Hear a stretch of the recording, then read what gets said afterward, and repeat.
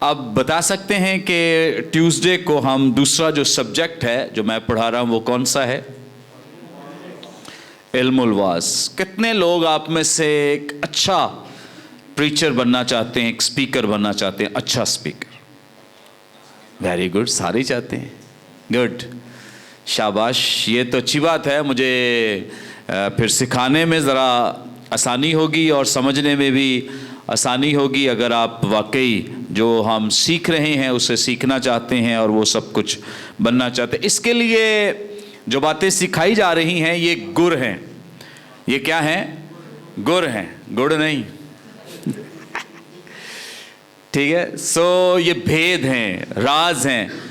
یہ جتنے آپ لوگوں کو سنتے ہیں انہوں نے یہ سارے راز بھید سیکھے ہیں اور پھر ان کو انہوں نے اپلائی کیا ہے، اطلاق کیا ہے، تب جا کر یہ اچھے سپیکر بنے ہیں. اور آپ کو سننے میں مزہ آتا ہے، ان کو سنانے میں مزہ آتا ہے، کیونکہ انہوں نے وہ پیچیدگیاں اور وہ جو راز بھید اور جو ریولیشنز ہیں ان کو سیکھ کر، جان کر ان کو اپلائی کیا، تو تب یہ اس پوزیشن پہ پہنچے ہیں. اوکے، سو اگر آپ سب بھی اس طریقے کو اڈاپٹ کرنا چاہتے ہیں اور اچھے سپیکر بننا چاہتے ہیں تو آج سے جو پہلے لیکچرز ہوئے ہیں ان کو بھی اور آئندہ بھی جو ہوں گے اور آج بھی، ان سب کو آپ نے اس طرح سے لینا ہے کہ ان کو آپ نے اپنی پریکٹس میں لانا ہے. اور گھروں میں، باہر، جہاں بھی آپ کو اپرچونٹی ملتی ہے، موقع ملتا ہے، آپ ضرور خدا کے کلام کو پیش کریں، سنائیں، تاکہ آپ کو اور زیادہ آپ کے اندر اعتماد آ سکے، کانفیڈنس آ سکے اور آپ بہتر طور سے لوگوں کے مابین پریچ کر سکیں. اوکے، آج ہم کچھ جو واعظ کی اقسام ہیں اس تعلق سے سیکھیں گے، جانیں گے. یہ ہمارے عمران صاحب ہیں، مائک لے آئے ہیں لیکن گھر میں رکھا ہوا لاگ ہیں. اوکے،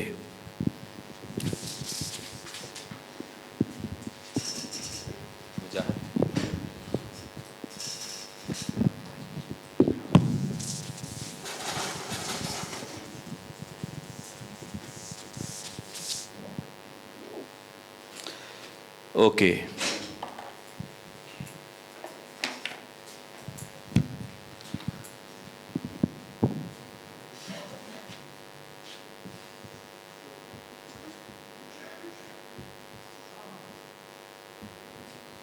ہاں جی، کیا لکھا ہے؟ واعظ کی اقسام نہیں میں نے لکھا. کیا ہے؟ اقسام لکھا ہے. واعظ کی اقسام. اوکے، ایک ہوتا ہے واعظ اور دوسرا لفظ ہے، کیا فرق ہے دونوں میں؟ واعظ سرمن ہے اور پریچر ہے، سنانے والا. اوکے، آج ہم واعظ کی اقسام کے تعلق سے سیکھیں گے، جانیں گے. بہت ساری ہیں اور ہم کوشش کریں گے کہ ان کو سیکھیں. آج تو صرف ایک ہی ہم جان پائیں گے، سیکھیں گے، لیکن آئندہ ہم اور بھی جو اقسام ہے اس تعلق سے سیکھیں گے تاکہ آپ کی ہیلپ ہو سکے. سو پہلی قسم ہے ایکسپوزیٹری سرمنز.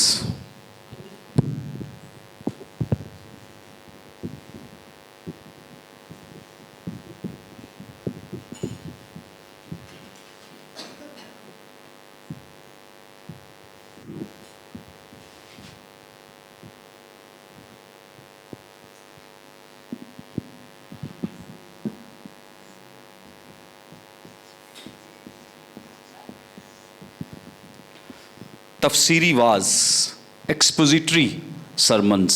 اوکے، یہ ایکسپوزیٹری، آپ نے لفظ ایکسپوزیشن پڑھا ہے.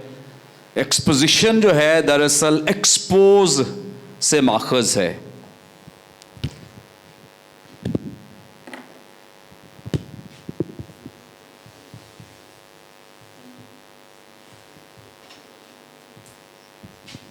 ایکسپوز کرنا. ایکسپوز का मतलब है अफशा करना, ओपन करना, जाहिर करना, खोलना, बेपर्दा करना और पर्दा हटा देना किसी चीज से। कहते कि उसने उसको एक्सपोज कर दिया, कि उसने बेपर्दा कर दिया और वाज़े कर दिया, जाहिर कर दिया। जो कुछ अंदर हिडन था, छुपा हुआ था, वो उसको उसने निकाल बाहर किया है। सो हिडन चीज़ों को, जो पिनहा चीज़ें हैं, छुपी हुई चीज़ें हैं, उनको निकालना, उनको वाज़े करना, उनको बाहर पेश करना, ये क्या है? एक्सपोजिशन। क्या है ये? एक्सपोजिशन। और इन सरमन्स को या जो एक्सपोजिशन पे बेस करते हैं या इनकी बुनियाद एक्सपोजिशन है, तफसीर है, इनको हम एक्सपोजिटरी सरमन, ये पहली किस्म है जो हम जानेंगे, सीखेंगे। सो इसका मतलब होता है कि मतन का आयत ब आयत या लफ्स ब लफ्स उसकी तफसीर करना, मतन की या टेक्स्ट की। मतन हम किसको कहते हैं? हाँ, हवाला, शाबाश। टेक्स्ट जो है, जो हम पढ़ते हैं, कोई भी हवाला आप पढ़ते हैं, उसको हम क्या कहते हैं? मतन कहते हैं। मैं कहा मैं मतन कहता रहूं बाद एक ही बलासी। ओके, सो मतन क्या है? टेक्स्ट, यानी हवाला, पैसेज जो आप पढ़ते हैं सरमन देने के लिए। जो मेरा ज़्यादातर तरीक़ाकार है वो एक्सपोजिटरी है, कि मैं हमेशा एक्सपोजिटरी सरमन्स देना पसंद करता हूँ। और मुझे अच्छा लगता है टेक्स्ट के अंदर से जो पिनहा चीज़ें हैं, छुपी हुई चीज़ें हैं और जो हिडन हैं, उनको निकाल कर लोगों के साथ शेयर किया जाए, बताया जाए, ताकि लोग उसके वसीले से बरकत पाएँ। तफसीरी वाज़ के लिए चंद एक बातें हैं जिनका ख्याल रखना और इनको अपने जहन में रखना बहुत ज़रूरी है, जिसकी वजह से आप दुरुस्त एक्सजीट कर सकते हैं या एक्सपोज कर सकते हैं, या एक अच्छा एक्सपोजिटरी सरमन जो है वो दूसरों के साथ शेयर कर सकते हैं। सो वो जो चंद चीज़ें आपने याद रखनी है, प्रैक्टिस करनी है और जहन नशी कर लेनी है, प्लीज़ इनको नोट कर लें, लिख लें और याद भी रखें, ज़ुबानी याद कर लें, और जिस तरह से भी आप इसको कर सकते हैं। सबसे पहली बात है,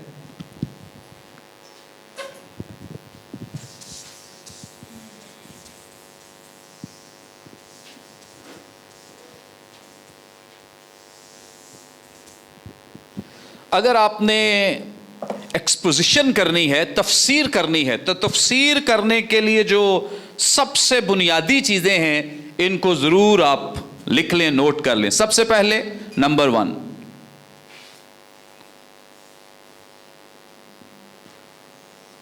किताब जो भी आप टेक्स्ट पढ़ रहे हैं उसका मुसन्निफ कौन है, राइटर कौन है। ओके। दूसरी बात,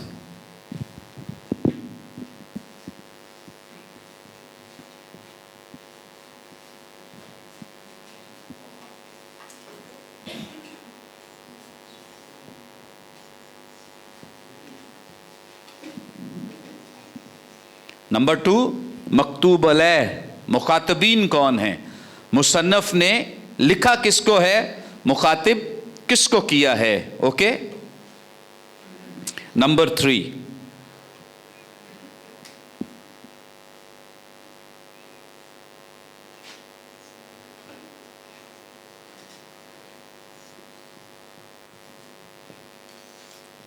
क्या है, सने तसनीफ, के ये लिखी कब गई है। ओके, याद रहेंगी चीज़ें। इसके साथ और भी बहुत सारी चीज़ें जुड़ी हैं जो मैं आपको बताता हूं ताकि आप लिखें। जब ये तहरीर हुई उस वक्त अक़वाम कौन सी मौजूद थी। ओके, अक़वाम या मज़ाहिब, मज़ाहिब कौन कौन से थे, अक़वाम कौन कौन, लोग कौन कौन से थे उस वक्त जब ये किताब तहरीर हुई। इनकी जुबान क्या थी, इनकी जुबान क्या थी, ओके। और इनका कल्चर यानी इनकी सकाफत, कल्चर, रहन सहन, तरीकाकार क्या था, इसके अलावा और इनका पेशा क्या था, इनका पेशा क्या था, काम ये क्या करते थे, ओके। यहां हुकूमत किसकी थी, नंबर 5।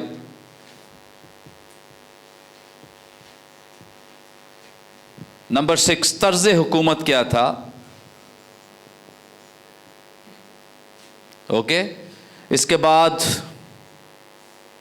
यहां बादशाह कौन था, क्योंकि आपको पता है पहले तो बादशाहत ही थी, बादशाह कौन था।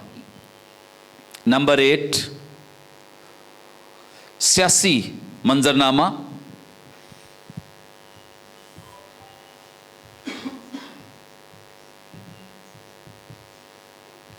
और नंबर 9 है यहां का मोहल्ले वकू।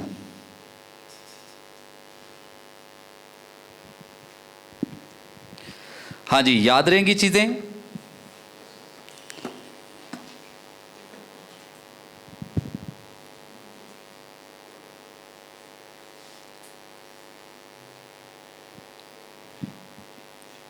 नंबर 10 एक और चीज भी है,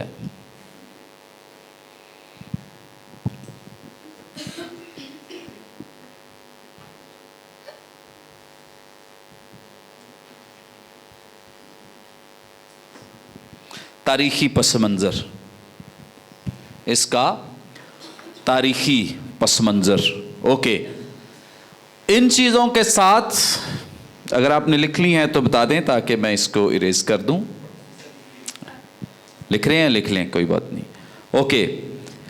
इन चीज़ों के साथ एक और बड़ी ही अहम चीज़, अच्छा ये याद रहेगा कि आपने जब एक्सपोजिशन करनी है, तफसीर करनी है किसी भी टेक्स्ट की, मतन की, उसे समझना है। आपने एक हवाला पढ़ा है, मुक़द्दस मत्ती रसूल की मारिफत लिखे गए इंजीली बयान में से आपने एक पैसेज पढ़ा है, जैसे अभी क्रिसमस गुजरा है, क्रिसमस का ही चलें हवाला पढ़ा है।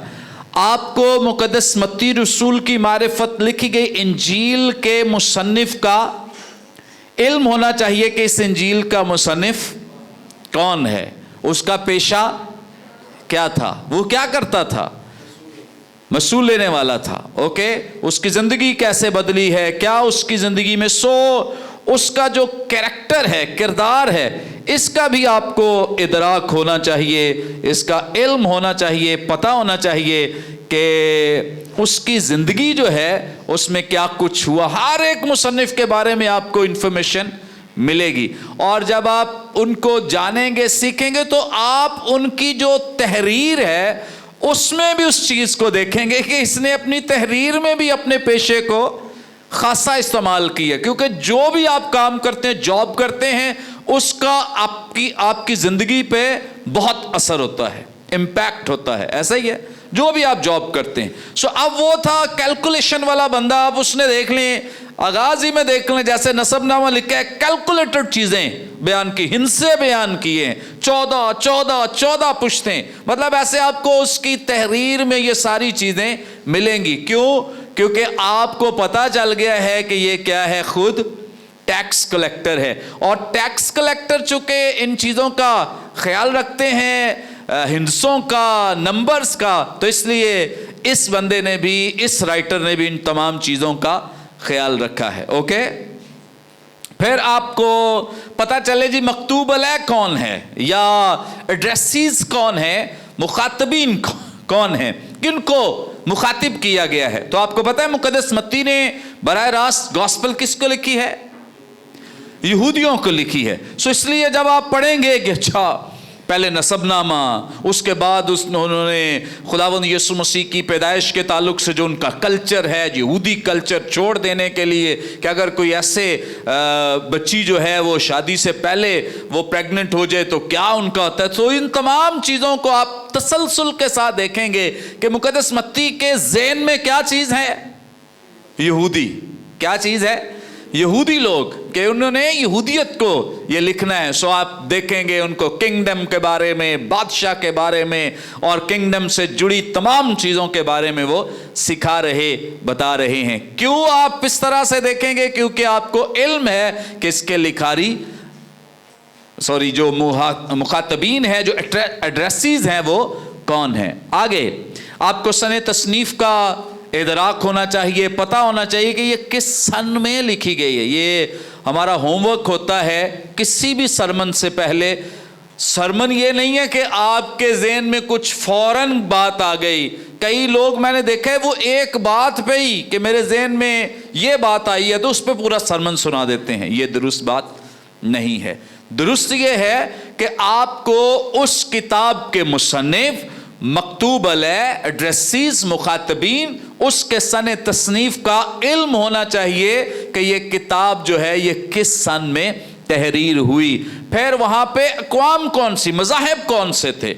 सो चूँकि मुक़द्दस मत्ती के दौर में कौन कौन से मज़ाहिब थे, बहुत सारे गैर अक़वाम थी जो बुतों की पूजा करते थे, प्रस्तिश करते थे, देवी देवताओं की पूजा और प्रस्तिश करते थे, और साथ यहूदी लोग मौजूद थे जो जिंदा खुदा को मानते थे। ओके, आपको अगर पता है तो आपको टेक्स्ट समझने में बहुत आसानी होगी और बहुत आसान हो जाएगा कि आप इन बातों को अंडरस्टैंड कर सकें। उनका मजहब क्या था, जुबान क्या थी, आपको इसीलिए तो पता चलता है भाई ग्रीक में क्यों लिखा है, यूनानी जुबान में क्यों लिखा है, क्योंकि उस वक्त जुबान यूनानी बोली जाती थी। ओके, उस वक्त की जो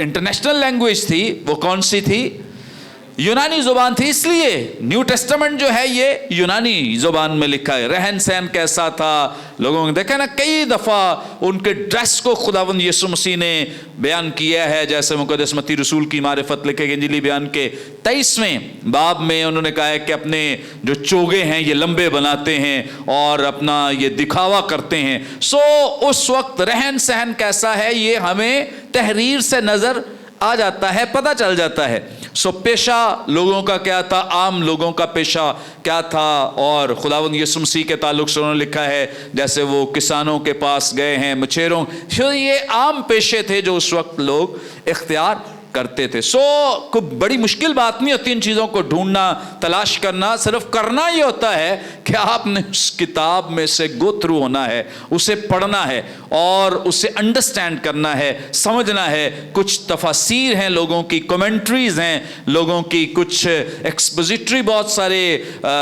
लोगों ने काम किए हुए हैं, उनको समझना, अंडरस्टैंड करना है। ओके, जितनी मेहनत आप करेंगे उतने सक्सेसफुल प्रीचर बनेंगे।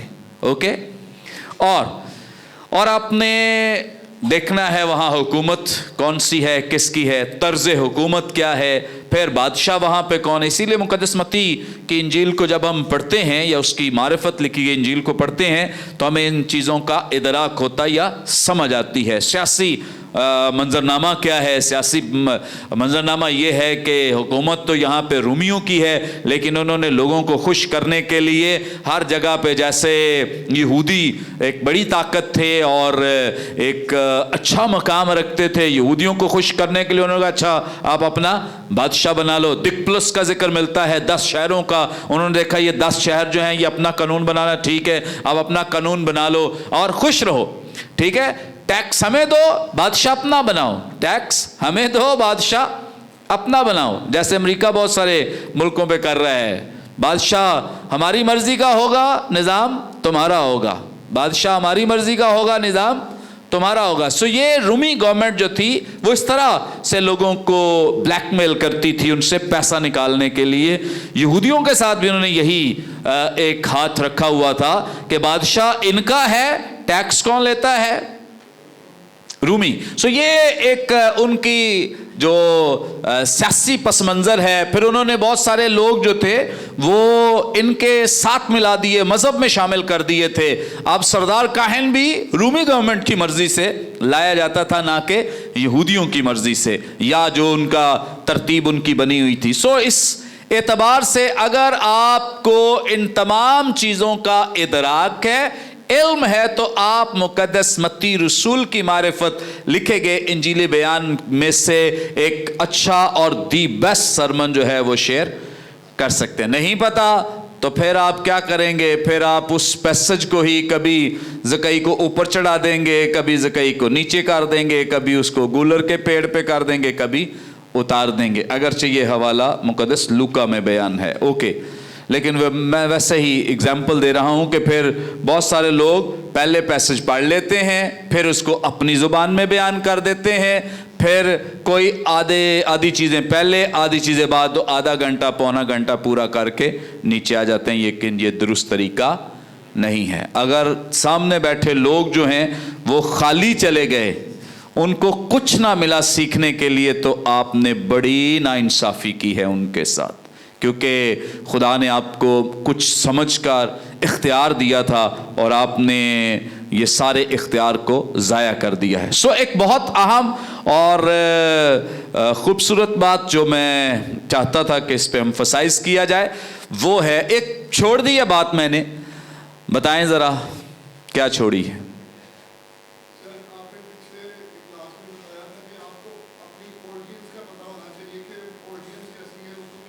हाँ, वेरी गुड, ये भी दुरुस्त है।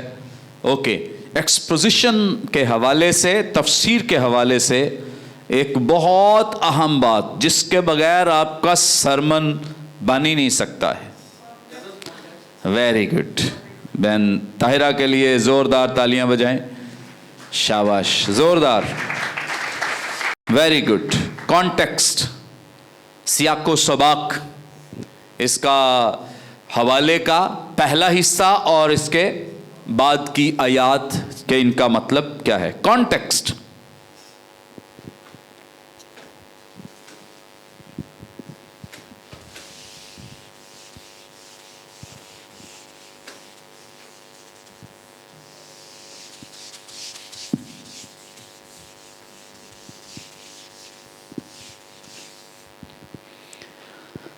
कॉन्टेक्स्ट लफ्ज़ जो है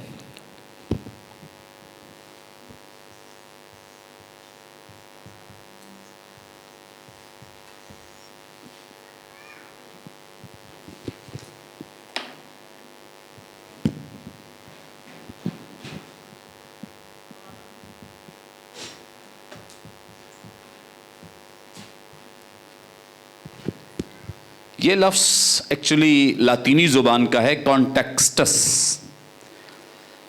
तो कॉन्टेक्स्ट लफ्ज़ लातीनी ज़ुबान के लफ्ज़ कॉन्टेक्स्टस से निकला है और इसका मतलब है बांधना।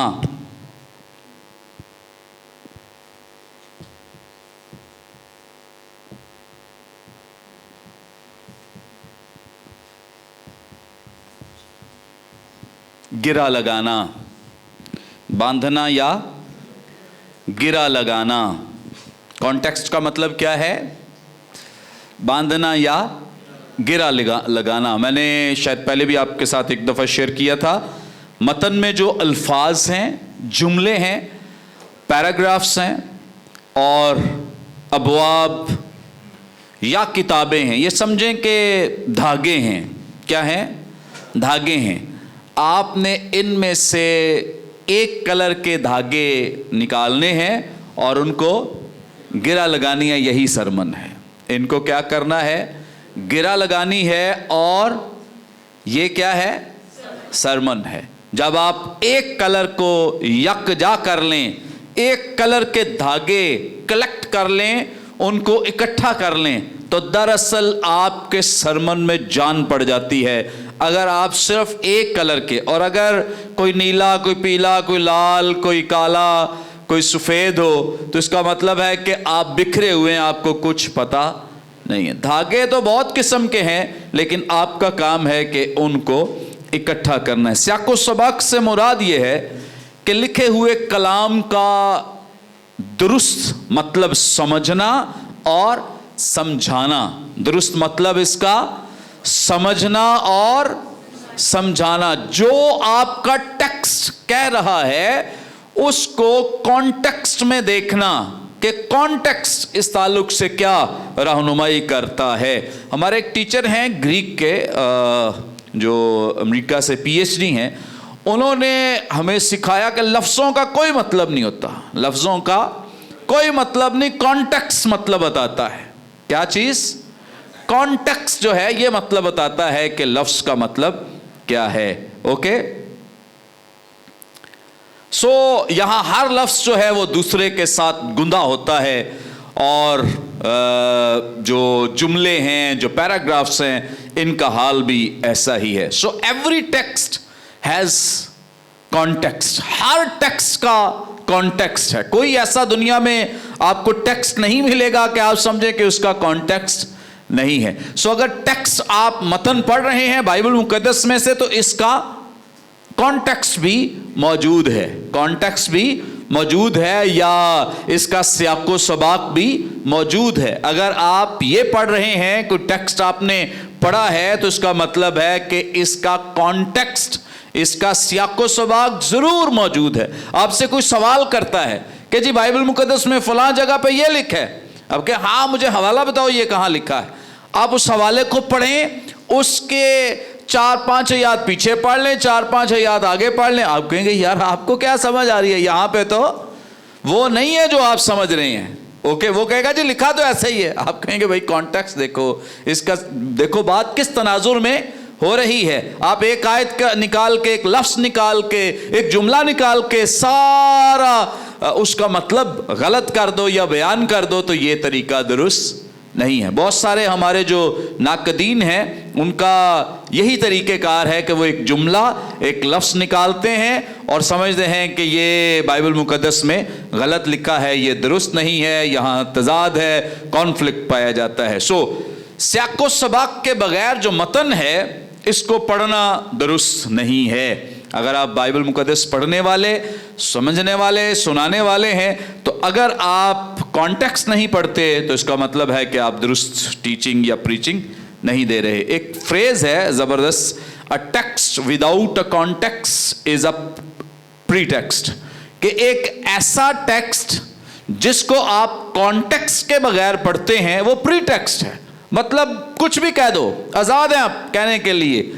अगर आपको उसके कॉन्टेक्स्ट का इल्म नहीं है तो टेक्स्ट को आप आज़ादी से, इसीलिए आपने अक्सर देखे होंगे कलाम सुनाने वाले जिनको कॉन्टेक्स्ट की समझ नहीं, सिखाना पढ़ना नहीं आता, या उन्हें इसकी अंडरस्टैंडिंग नहीं है, तो वो कुछ भी कह देते हैं, क्योंकि वो क्या है, आज़ाद हैं। वो क्या है, आज़ाद हैं। उन्हें खुद पता नहीं है तो वो कैसे दुरुस्त बात जो है वो लोगों तक पहुंचा सकते हैं। इसलिए let the text speak in its context, कि जो टेक्स्ट है इसको बोलने दें, कैसे, उसके कॉन्टेक्स्ट में बात करने दें, टेक्स्ट को कलाम दें, कलाम करने दें, उसको इजाज़त दें, लॉ करें कि वो अपने कॉन्टेक्स्ट में बात करे, वो अपने सियाको सबाक में बात करे कि उसका सियाको सबाक क्या कह रहा है। इस एतबार से कोई भी पैसेज जो है उसको तैयार करें, प्रिपेयर करें, ताकि उसका कॉन्टेक्स्ट आपकी हेल्प करे, मदद करे। मिसाल के तौर पे एक ज़रा हवाला मैं चाहता हूँ कोई भी आप में से पढ़े, कोई भी रहनुमाई करे। मुक़द्दस मत्ती रसूल की मारिफत लिखी गई इंजील, इसका 10वां बाब। अगर आपके पास बाइबल मुक़द्दस है तो ज़रूर मेरे साथ मिलकर निकालिए। मुक़द्दस मत्ती रसूल की मारिफत लिखी गई इंजील, इसका 10वां बाब। इधर माइक पे आ जाएं, ये आपके लिए ही लगाया गया है। 10वां बाब 5वीं छठी।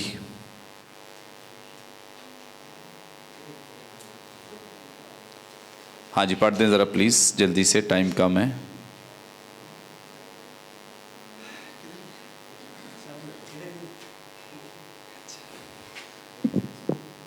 खुदावंद के ज़िंदा और मुक़द्दस कलाम में से सुने।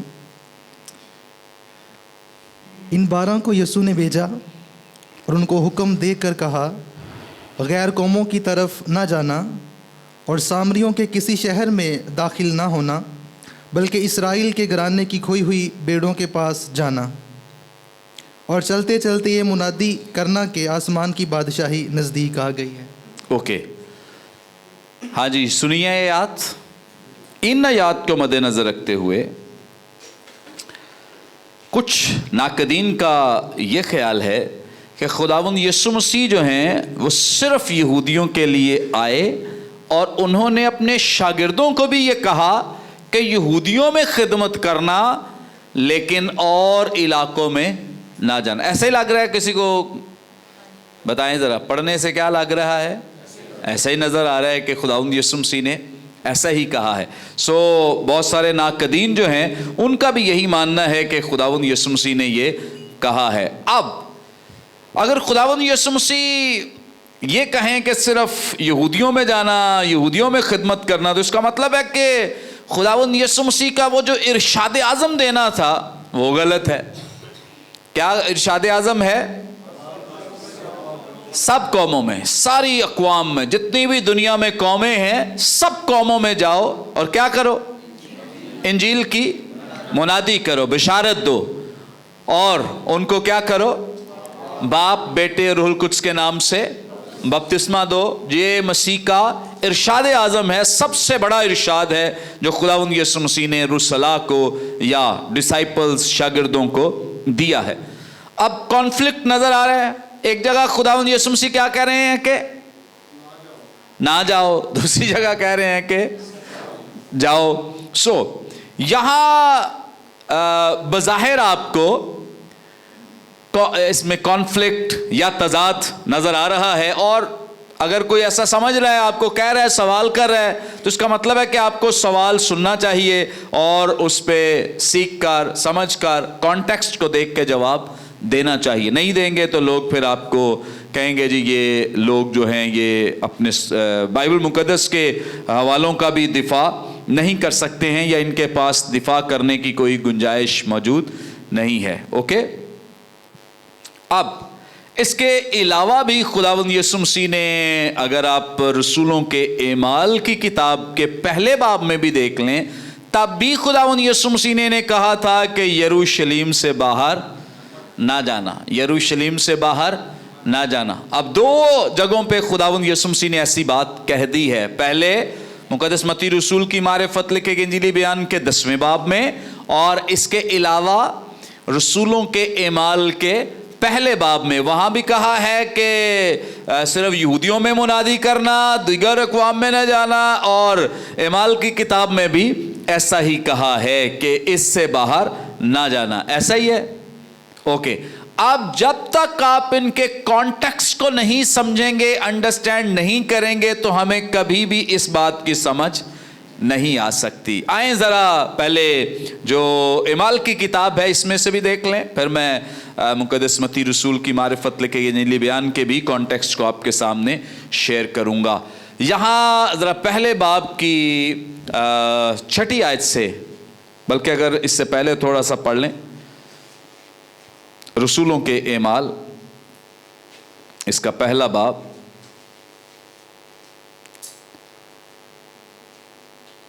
جی 4 آیت سے لکھا ہے، ٹائم کم ہے میں خود ہی پڑھ دیتا ہوں۔ اور ان سے مل کر ان کو حکم دیا کہ یروشلم سے باہر نہ جاؤ۔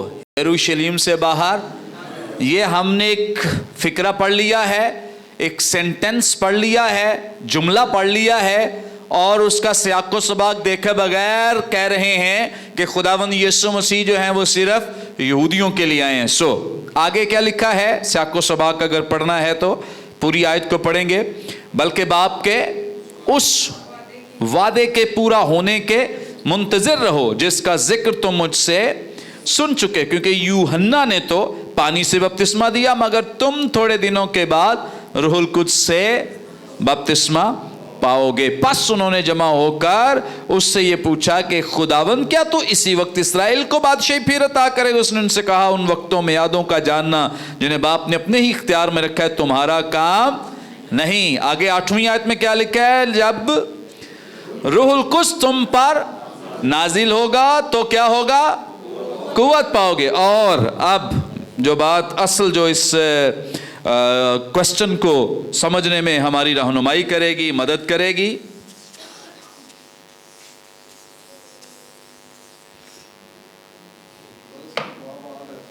हाँ जी, यस, यरूशलेम। कहाँ ठहरना है? यरूशलेम। और उसके बाद ये आ गया यहूदिया, उसके बाद सामरिया, ओके, फिर आ गई जमीन की इंतहा। ओके, अब मुझे बताएं कॉन्टेक्स्ट ने आपको रसूलों के एमाल की किताब में क्या बताया है? कॉन्टेक्स्ट बता रहा है कि उस वक्त तक ठहरना है जब तक कुव्वत का, लेकिन जब कुव्वत का लिबास मिल जाए तो उसके बाद कहाँ? फिर यहूदिया में भी जाना है, यानी यरूशलेम से यहूदिया, सामरिया और कॉन्टेक्स्ट रहनुमाई कर रहा है। अगर कोई जुमला निकाल के आपको सवाल कर रहा है या आप एक जुमला निकाल के कलाम सुना रहे हैं तो कभी भी दुरुस्त कलाम नहीं सुना सकते। कॉन्टेक्स्ट बताएगा कि असल बात क्या है। अगर कॉन्टेक्स्ट को नहीं समझते या नहीं आपने अंडरस्टैंड किया तो इसका मतलब है कि आप गलत टीच कर रहे हैं, लोगों को गलत तालीम दे रहे हैं, गलत सिखा रहे हैं, जो कि दुरुस्त नहीं है। और आप किसके साथ नाइंसाफी कर रहे हैं? खुदा के कलाम के साथ। सबसे बड़ा आपने गुनाह जिंदगी का किया है कि आप खुदा के कलाम के साथ ज्यादती कर रहे हैं और उसको दुरुस्त अंदाज से पेश नहीं कर रहे, जो कि बहुत बड़े पैमाने पे एक बड़ी ज्यादती है। एक जिम्मेदारी थी, एक आपका चुनाव इस पर्पस के लिए किया गया। सो अगर आप इस तरह के पैगामात देते हैं तो फिर दुरुस्त नहीं करते। अब आएंगे मुकद्दस मत्ती रसूल की मारिफत लिखे गए इंजीली बयान में, जहां पर खुदावंद यीशु मसीह ने शागिर्दों को 10वें बाब में क्या किया है? चुना है। क्या किया है? चुना है, अलग किया है और उनको एक मिशन दिया है। जरा मेरे साथ दोबारा इन आयात को खोल लें प्लीज, ताकि और हम अंडरस्टैंड कर सकें। 10वें बाब में से और इसकी 5वीं और 6ठी 2 आयात लिखा है, इन 12 को यीशु ने भेजा और उनको क्या किया? हुक्म देकर कहा कि गैर कौमों की तरफ, क्या कहा? गैर कौमों की तरफ न जाना और सामरियों के किसी शहर में दाखिल न होना, बल्कि इस्राएल के घराने की खोई हुई भेड़ों के पास, यानी और कहीं मुनादी नहीं करना, सिर्फ क्या करना है? यहीं पे मुनादी करना है। अब आप जब इन आयात को अंडरस्टैंड करने के लिए इसका कॉन्टेक्स्ट समझते हैं तो सबसे पहली बात तो याद रखें कि ये खुदावंद यीशु मसीह का एक महदूद या लिमिटेड मिशन है जो खुदावंद यीशु मसीह ने शागिर्दों को दिया है। मुख्तसर है मिशन जो है, ये थोड़े वक्त के लिए है और एक छोटा मिशन है जो उनको दिया गया है। अभी शागिर्द जो हैं ये चुने गए हैं, इनका चुनाव ताज़ा ताज़ा चुने गए हैं और इससे पहले कि उनकी कोई ट्रेनिंग हो, उनको गैर कौमों में भेजना जो है ये खुदावंद यीशु मसीह का दुरुस्त फैसला ना होता। अगर वो फौरन उन्हें, जैसे आप यहाँ पे आए हैं ट्रेनिंग करने के लिए, कोई 2 साल के लिए, कोई 3 साल, कोई 4 साल के लिए, तो आपको आते ही हम कह दें कि आप जाके तो गैर अक़वाम में मुनादी करें, ये दुरुस्त है? क्या ये दुरुस्त है? अगर हम आपको सिखाएं भी ना, बताएं भी ना कि करनी कैसे है, मुनादी वहाँ पे क्या सुनाना क्या है, पेश क्या करना है, तो क्या आप सुना सकेंगे वहाँ पर? हमारा आपको वहाँ पे भेजना दुरुस्त फैसला होगा? नहीं। खुदावंद यीशु मसीह ने क्या किया है? खुदावंद यीशु मसीह ने उनको ट्रेंड करना है, उनकी ट्रेनिंग करनी, भाई उन्हें चुना है। जैसे आपको अब हम एक ये सब्जेक्ट पढ़ा रहे हैं ना, इल्मुल वाज़ का, होमिलेटिक्स का, इसके बाद आपको असाइनमेंट देंगे कि आके यहाँ पे प्रीच करें। हमें सुनाएं क्या आपने क्या सीखा है और कलाम सुनाएं, पेश करें। तो हम आपकी ट्रेनिंग कर रहे हैं, हम आपको यहाँ पे कलाम सुनाने के गुर सिखा रहे हैं। फिर हम चाहेंगे कि प्रैक्टिकल हमें, सो खुदावंद यीशु मसीह चाहते हैं कि इन्हें प्रैक्टिकल भी कराया जाए, लेकिन ऐसी जगह पे कराया जाए जिन जगहों से ये मानूस हैं, जिन लोगों से ये मानूस हैं, जिस जुबान से, जिस कल्चर से, जिस सकाफत से मानूस हैं, उनमें जाकर ये मुनादी करें। अगर उनको किसी ऐसे कल्चर में, किसी ऐसी लैंग्वेज में, किसी ऐसे मकाम पर भेज दिया जाए जिनके बारे में वो खुद ही नहीं जानते, तो उनके पहनावे को नहीं जानते, तो कैसे खिदमत कर सकते हैं? वहां कर सकते हैं? नहीं कर सकते। इसलिए खुदावंद यीशु मसीह ने इनके इस मिशन को महदूद किया है। और खुदावंद यीशु मसीह तो उन्हें बखूबी जानते हैं कि इनकी कमजोरियां क्या हैं। आपको याद ही है कि अक्सर वो भूल जाते थे, अक्सर वो दिल बर्दाश्ता हो जाते थे, अक्सर वो उम्मीद ही खो देते थे कि ओ लो जी अब तो मर गए, अब तो पानी आया है, अब तो हम डूबे के डूबे। सो ये शागिर्द हैं और समझ लें कि खुदावंद यीशु मसीह के लिए वो बच्चों की अहमियत रखते हैं कि अभी तो ये आए हैं, तो इन्हें तो नहीं पता ना कि कैसे खिदमत करना है और कैसे जाना है। इसलिए अभी वो इस लायक नहीं थे कि उन्हें गैर अक़वाम में भेजा जाए। सो एक वक्त आया है जब इरशाद आज़म दिया है, तो उससे पहले भी और जब खुदावंद यीशु मसीह ने जी उठने के बाद भी उन्हें कहा है कि भाई अभी नहीं जाना, जाने के लिए कंडीशन है। मुक़द्दस लूका बयान करते हैं कि कंडीशन है, शर्त है। शर्त क्या है? जब तक तुम्हें कुव्वत का लिबास न मिल जाए तब तक तुमने गैर कौमों में मुनादी के लिए नहीं जाना है। उस वक्त तक तुम क्या करो? अपनी कौम में, अपने लोगों में प्रीच करो, मुनादी करो। सो कॉन्टेक्स्ट हमारी रहनुमाई करता है। जब हम शागिर्दों के चुनाव के ताल्लुक से कुछ अबवाब पीछे जाते हैं, खुदावंद यीशु मसीह ने जब इनको चुना है, बुलाया है, अलग किया है, तो अभी तो भाई ये बहुत ही फ्रेश हैं और अभी इन लोगों को फौरी गैर अक़वाम में भेज देना जो है ये फैसला दुरुस्त नहीं है। सो इस एतबार से हम सिखा सकते हैं, पढ़ा सकते हैं, रहनुमाई दे सकते हैं कि खुदावंद यीशु मसीह का ये फैसला जो उन्होंने कहा है, तो ये वक्ती है। ये क्या है? वक्ती है, लिमिटेड है, महदूद वक्त के लिए उन्हें दिया गया है, मुख्तर वक्त के लिए उन्हें दिया गया है, ताकि वो यहाँ ट्रेनिंग पाएं और उसके बाद जब ट्रेनिंग हासिल कर लें तो वो जाकर सीख सकें। ओके,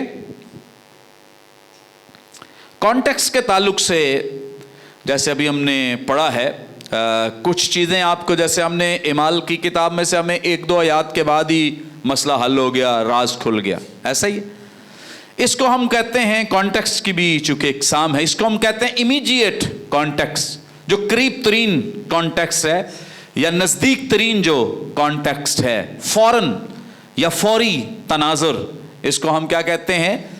फौरी तनाजर, इमीडिएट कॉन्टेक्स्ट के आपने एक वर्स पढ़ी है तो वर्स के साथ ही मसला हल हो जाए।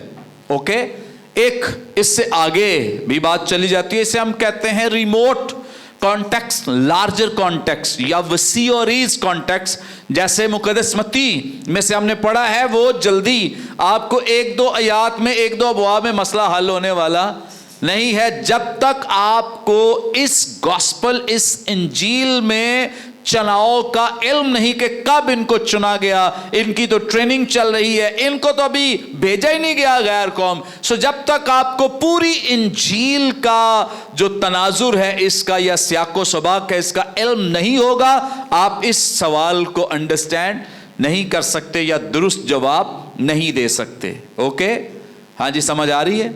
ओके, इसको हम कहते हैं रिमोट कॉन्टेक्स्ट या लार्जर कॉन्टेक्स्ट। बिल गेट्स कहते हैं कि कॉन्टेक्स्ट जो है ये किंग है। कॉन्टेक्स्ट, सॉरी, कंटेंट जो है या मतन कह लें, मतन जो है ये किंग है। बिल गेट्स का कहना है कि कंटेंट जो है ये किंग है। बहुत सारे स्कॉलर्स कहते हैं कि अगर कंटेंट जो है ये किंग है तो कॉन्टेक्स्ट जो है ये क्वीन है। ये कौन है? क्वीन है। इसका मतलब है कि जो कंटेंट है या टेक्स्ट है ये क्वीन के बगैर या ये कॉन्टेक्स्ट के बगैर अधूरा है, इनकम्प्लीट है, नामुकम्मल है। ओके, अंडरस्टैंड करें? ओके, इसके बाद एक आता है लिटरेरी कॉन्टेक्स्ट, या इसे हम कहते हैं अदबी तनाज़र। क्या कहते हैं? अदबी तनाज़र। इसमें आपने अल्फाज लेने हैं, जो लफ्ज़ आप पढ़ रहे हैं, कुछ जैसे तौबा का लफ्ज़ है, बपतिस्मे का लफ्ज़ है, ईमान का लफ्ज़ है, दुआ का लफ्ज़ है, और इस तरह के और कई बड़े जो लफ्ज़ जिन पे पूरे पूरे सरमन्स लोग सुना देते हैं। एक लफ्ज़ की एटमोलॉजी, एटमोलॉजी का मतलब होता है कि एक लफ्ज़ कहाँ से लिया गया है, किस ज़ुबान से लिया गया है, किस से माखूज़ है, किस से बना है, और इसका मतलब क्या है। और यूनानी मतन में तो आपको पता है, या इब्रानी मतन में एक लफ्ज़ के कई कई मानी जो हैं वो सामने आते हैं। सो एटमोलॉजी या लफ्ज़ों की जो साइंस है उसको पढ़ना सीखना, ये अदबी लिटरेचर में शामिल है। इसके लिए आप डिक्शनरीज फॉलो करें, इंटरनेट पे मौजूद हैं, या लाइब्रेरीज हमारे पास जो पाकिस्तान में अवेलेबल हैं, या अगर जो लोग बैरून मुल्क हैं वो अपने करीब तरीन लाइब्रेरीज़ को विज़िट करें। ऑनलाइन एक्सेस आपके पास मौजूद है बहुत सारी डिक्शनरीज़ की, वो आप हासिल कर सकते हैं। उर्दू, इंग्लिश, सारी डिक्शनरीज़ आज तो इंटरनेट पे अवेलेबल हैं और इजीली आपको मिल जाती हैं। नहीं तो इधर उर्दू बाज़ार जाएं, वहाँ से उर्दू की, इंग्लिश की डिक्शनरीज़ ख़रीदें, आपको और ज़्यादा आसानी हो जाएगी अपने कल्चर के लिहाज से समझने में और बात करने में कि ये जो लफ्ज़ बाइबल मुक़द्दस में है इसका क्या मतलब है, ये कहाँ से बना है, कहाँ से लिया गया है। सो इसके लिए आप ज़रूर जो लुगात हैं इनको, डिक्शनरीज़ जो हैं इनको आप पढ़ें, समझें, ताकि आपकी हेल्प हो सके। इसके अलावा अदबी जो कॉन्टेक्स्ट है इसमें ग्रामर शामिल है। क्या चीज़? ग्रामर शामिल है। ग्रामर में ये देखा जाता है कि ये जो बात है ये वाहिद है, जमा है, थोड़े एक बंदे को कही गई है, ज़्यादा लोगों को कही गई है, कहने वाला कौन है, एक्टिव है, पैसिव वॉइस है, इसकी मतलब जो टोन है वो क्या है, ये आया कोई सीगा गायब है जो बात करने वाला है, हाजिर है, कौन है। सो ये आपको अदबी लिटरेचर में बात की समझ आएगी। अदबी लिटरेचर के लिए आपको बहुत फोकस करना होता है उस सेंटेंस पर, फिक्रे पर। अगर आप चले नहीं भी ग्रीक या हिब्रू जानते तो इंग्लिश के डिफरेंट जो तराजुम हैं या जो उनकी ट्रांसलेशंस हैं उनको देख सकते हैं कि भाई किस ट्रांसलेशन में कौन सा लफ्ज़ इस्तेमाल किया गया है, इन्होंने कैसे उर्दू ज़ुबान में कैसे इस्तेमाल हुआ है। सो इस एतबार से आपकी हेल्प हो सकती है, मदद हो सकती है इस बात को समझने के लिए। इसके अलावा हर्फ़ अतफ़ कहाँ कहाँ इस्तेमाल हुआ है और यहाँ पे ये क्या मानी दे रहा है, यहाँ पे किस कैटेगरी में ये इस्तेमाल हो रहा है, ये फ़ाइल है, मफ़ूल है, फ़ेल है, इन तीन चीज़ों का भी आपने ख्याल रखना होता है। बात करने वाला कौन है या किस ताल्लुक़ से बात की जा रही है, क्या कोई काम है जो करने के लिए कहा जा रहा है, फिर कोई इम्पेरेटिव है, कोई हुक्मिया है या कोई दरख्वास्त की जा रही है, किस तरह की लैंग्वेज इस्तेमाल हो रही है। सो लिटरेरी जो अदब या अदबी तनाजुर है इसको भी अंडरस्टैंड करना जो है ये समझना बहुत ज़रूरी है। आगाज़ कैसे हो रहा है, इख्तिताम कैसे हो रहा है, माजी की बात है, हाल की बात है। जैसे खुदावंद यीशु मसीह ने जब एक बहुत बड़ा दावा किया मुक़द्दस यूहन्ना रसूल की मारिफत लिखे गई इंजीली बयान के 8वें बाब में, वो कहते हैं कि अब्राहम था और मैं हूं। कैसी बात है, आपको अंडरस्टैंड करना है कि उसके लिए माजी की बात की है लेकिन अपने लिए प्रेजेंट की बात की है। सो जब आप ग्रामर को समझते हैं, इसके रमूज को समझते हैं, इसके उतार चढ़ाव को समझते हैं, आपको अंडरस्टैंडिंग होगी कि खुदावंद यीशु मसीह अब्राहम के लिए था का लफ्ज़ इस्तेमाल करें लेकिन अपने लिए میں ہوں کا لفظ یعنی پریزنٹ کی بات کر رہے ہیں. سو اس میں بہت بڑا مکاشفہ ہے, ریولیشن ہے, یسوع مسیح نے ریویل کیا. کب پتہ چلے گا؟ جب آپ کو ادبی تناظر کا پتہ ہوگا, جب آپ گرامر سمجھیں گے کہ اس کی گرامر کیا ہے. اوکے. اور پھر یہ کوئی شاعرانہ تحریر ہے یا انشائیہ ہے یا کوئی سٹوری ٹائپ ہے جو بات کی جا رہی ہے. سو یہ ساری چیزیں ہماری ہیلپ کریں گی ایک اچھا سرمن بنانے کے لیے. اوکے. کوئی سوال ہو یہاں تک کہ سمجھ آ گئی؟ دو ہی مطلب ہوتے ہیں, یا تو ساری آ گئی ہے یا اگلی بھی گئی. بالکل نہیں آئی. اوکے. اب پتہ نہیں آپ کی خاموشی, میں تسلی رکھ لیتا ہوں کہ چلیں آپ کو سمجھ ہی آ گئی ہے. اوکے. اور میں ایمان رکھتا ہوں آگے بھی اور کچھ بہت ساری چیزیں ہیں جو میں آپ کے ساتھ نیکسٹ ٹائم شیئر کروں گا. اور میرا ایمان ہے اگر آپ یہ گر سیکھ گئے تو ایک اچھے پریچر بن جائیں گے, ایک اچھے سپیکر بن جائیں گے. اوکے. محنت کریں, کام کریں, ایفرٹ کریں, تگ و دو جانفشانی کریں. خدا کا کلام ہے, اس کے لیے تو عام کاموں سے بھی بڑھ کر آپ کو, کچھ لوگ سمجھیں پادری بننا بڑا آسان کام ہے. یہ بڑا ہی آسان ہے, اتنا آسان ہے کہ بس بائبل پکڑو تو شروع ہو جاؤ. لیکن ایسا نہیں ہے. اگر آپ درست خادم بننا چاہتے ہیں تو اس کے لیے آپ کو ایفرٹ کرنی ہے, محنت کرنی, تگ و دو جانفشانی کرنی ہے. اوکے. ہاں جی, کون کون تیار ہے محنت کرنے کے لیے؟ شاباش, ویری گڈ. خداوند اپنے کلام کے وسیلے برکت دے. آمین.